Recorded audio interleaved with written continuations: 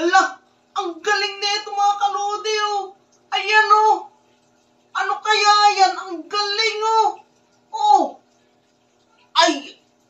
Tara, order tayo mga kalodi. Subukan natin oh. Oh. Ay, ang tibay. Pinukpok pa sa ano. Sa bato. Ay, ang grinder pa oh. Oh, binarena pa.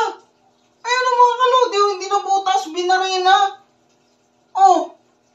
Ang galing. Tara mga kalodi. Subukan natin. Order tayo.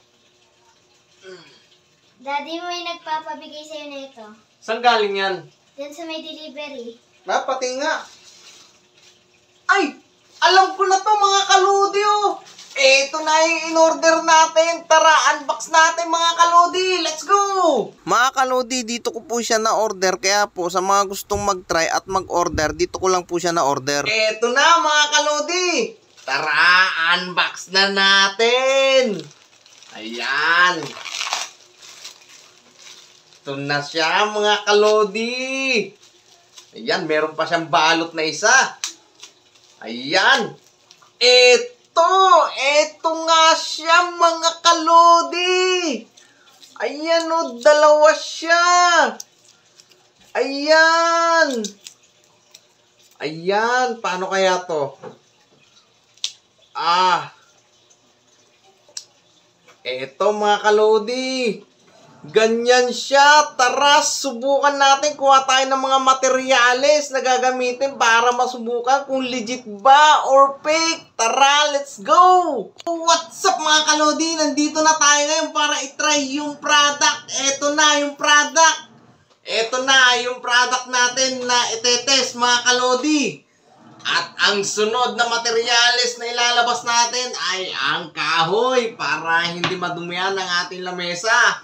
At ang sunod naman mga kalodi, eto, dahil pinagdikit niya yung bakal sa video, eto na, pagdidikitin din natin yan. Umpisan na natin mga kalodi, eto na. Buksan na natin. Ay, pas. So, maglalagay tayo dito sa plywood. Yan mga kalodi. Eto na mga kalodi, medyo may amoy siya. Hindi ko maintindihan yung amoy mga kalodi. Ayan, eto na mga kalodi. Then, ang sunod, imimix natin mga kalodi. Eto na siya mga kalodi oh. Tapos imix mga kalodi. Ipapahid na natin dito sa dalawang bakal kung magdidikit ba o hindi. Ayan.